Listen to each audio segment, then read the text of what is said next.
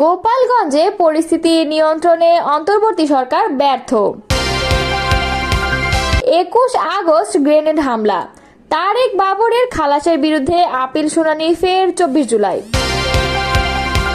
ভুয়া তথ্য ছড়াচ্ছে আওয়ামী লীগ, এমনটাই মন্তব্য করেছে প্রেস উইং। তত্ত্বাবধায়ক সরকারের রূপরেখা নিয়ে বিএনপি, জামায়াত, এনসিপির 3 মত।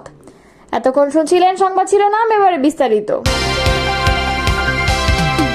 জাতীয় নাগরিক পার্টির সমাবেশ ঘিরে গোপালগঞ্জে সৃষ্ট পরিস্থিতি নিয়ে অন্তর্বর্তীকালীন সরকারের সমালোচনা করছে বিএনপি।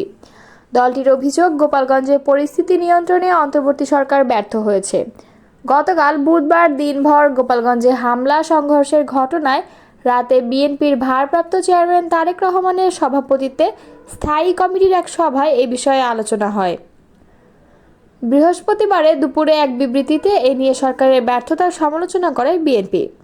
বিবৃতিতে বলা হয়, গোপালগঞ্জে জাতীয় নাগরিক পার্টির সভায় আওয়ামী লীগের দুর্বৃত্ত ও সমর্থকদের হামলায় 4 জন নিহত হয়। গভীর নিন্দা ও ক্ষোভ প্রকাশ করেছে বিএনপি। এই ঘটনাকে গণতান্ত্রিক প্রক্রিয়াকে ব্যাহত করার নীলনকশা বলেও মনে করে দলটি। পরিস্থিতি নিয়ন্ত্রণে সরকারের ব্যর্থতার সমালোচনা করে বিবৃতিতে আরও বলা হয়, জাতীয় সংসদ নির্বাচনকে ব্যাহত করার জন্য একটি মহল পরিকল্পিতভাবে দেশের আইন শৃঙ্খলা পরিস্থিতির অবনতি ঘটাচ্ছে। মবক্রেসি, হত্যা, ছিনতাই, ডাকাতি, চাঁদাবাজি ইত্যাদি অপরাধমূলক কর্মকাণ্ড বাড়ছে। এই ব্যাপারে সরকারের সংশ্লিষ্ট বিভাগগুলোর অযোগ্যতা এবং নির্লিপ্ততা পরিস্থিতিকে আরও অবনতির দিকে নিয়ে যাচ্ছে বলে অভিযোগ করেছে বিএনপি। একই সঙ্গে অবিলম্বে অপরাধীদের গ্রেফতার করে আইনের আওতায় আনার জন্য সরকারের প্রতি আহ্বান জানিয়েছে দলটি। 21 আগস্ট গ্রেনেড হামলার মামলায় বিএনপির ভারপ্রাপ্ত চেয়ারম্যান তারেক রহমান সহ অন্য আসামিদের খালাসের রায়ের বিরুদ্ধে আপিলের শুনানি অনুষ্ঠিত হয়েছে। পরে শুনানি আগামী 24 জুলাই পর্যন্ত মুলতবি করে আপিল বিভাগ। বৃহস্পতিবার প্রধান বিচারপতি ডক্টর সৈয়দ রেফাত আহমেদের নেতৃত্বে 7 বিচারপতির আপিল বেঞ্চ এই আদেশ দেন। আজকের আপিল শুনানির শুরুতে মামলার পলাতক 2 আসামির পক্ষে কোনো আইনজীবী নিয়োগ না হওয়ায় বিস্ময় প্রকাশ করেন প্রধান বিচারপতি ডক্টর সৈয়দ রেফাত আহমেদ। পরে পলাতক আসামি হানিফ ও তাজউদ্দিনের পক্ষে স্টেট ডিফেন্স আইনজীবী নিয়োগ দেওয়া হয়। এরপর রাষ্ট্রপক্ষের আইনজীবী তাদের যুক্তি উপস্থাপন শুরু করেন। 2018 সালে এই মামলায় সাবেক স্বরাষ্ট্র প্রতিমন্ত্রী লুৎফুজ্জামান বাবর, সাবেক উপমন্ত্রী আব্দুস সালাম পিন্টু সহ 19 জনকে মৃত্যুদণ্ড দেয় নিম্ন আদালত।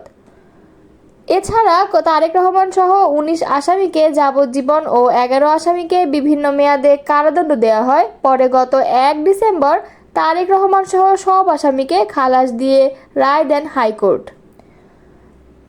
এরপর 19 মার্চ হাইকোর্টে দেয়া সব আসামির খালাসের রায়ের বিরুদ্ধে লিভ টুগেদার আপিল করেন রাষ্ট্রপক্ষ। তবে আপিল মঞ্জুর হলেও হাইকোর্টের রায় স্থগিত করেনি আপিল বিভাগ।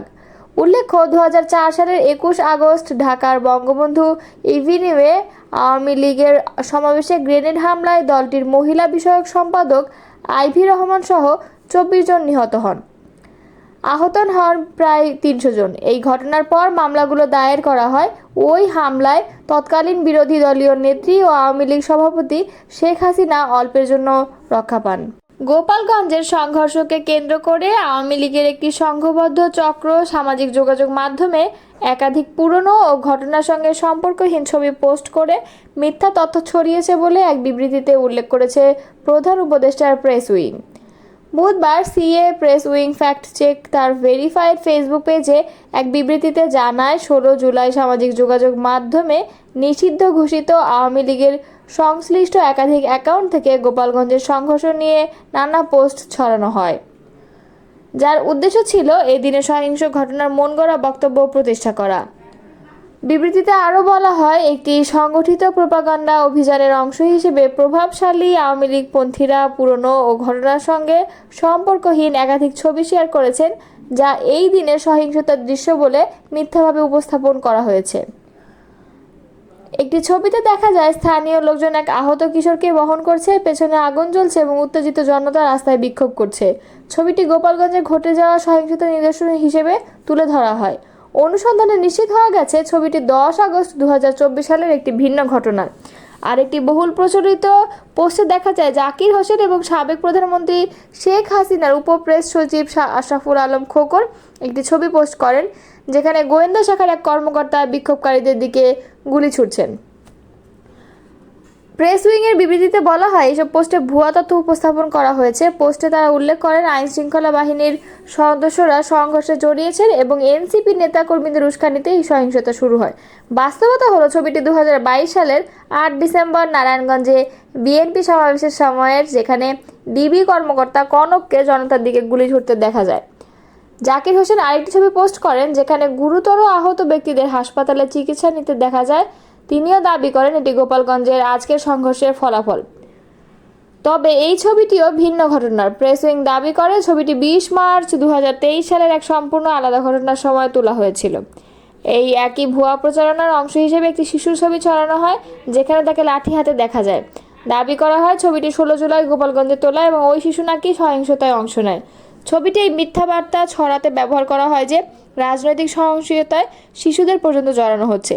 উল্লেখযোগ্যভাবে ছবির একটি ডিজিটাল সম্পাদিত সংস্করণ শেয়ার করেন নিঝুম মজুমদার, যিনি আওয়ামী লীগের ঘনিষ্ঠ একজন অনলাইন প্রোপাগান্ডিস্ট হিসেবে পরিচিত বলে প্রেস উইং দাবি করেছে। আসলে শিশুর এই ছবিটি গোপালগঞ্জে তোলা হয়নি, বরং গাজীপুরের শফিপুর এলাকায় ধারণ করা একটি ভিডিও থেকে নেওয়া স্ক্রিনশট।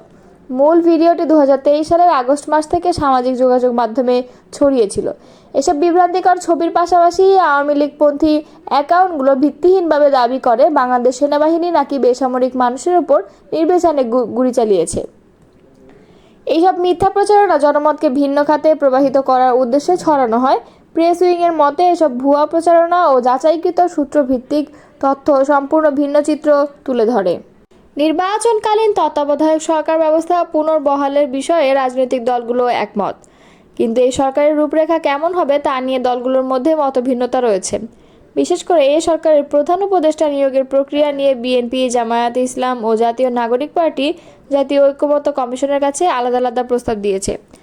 সংবিধান সংস্কার কমিশন জাতীয় সাংবিধানিক কাউন্সিলের মাধ্যমে তত্ত্বাবধায়ক সরকারের প্রধান উপদেষ্টা নিয়োগের প্রস্তাব করেছিল। তবে ঐক্যমত্য কমিশনের সঙ্গে রাজনৈতিক দলগুলোর আলোচনার পরিপ্রেক্ষিতে এনসিপির প্রস্তাব বাদ দেওয়া হয়। এর ফলে সংস্কার কমিশনের দেওয়া তত্ত্বাবধায়ক সরকার ব্যবস্থার রূপরেখার সুপারিশও বাদ হয়ে যায়। গত বৃহস্পতিবার ঐক্যমত্য কমিশন তত্ত্বাবধায়ক সরকারের রূপরেখা নিয়ে একটি নতুন প্রস্তাব হাজির করে, তবে তাতে ঐক্যমত্য হয়নি। এর মধ্যে গত রোববার বিএনপি ঐক্যমত্য কমিশনের আলোচনায় একটি প্রস্তাব উত্থাপন করে।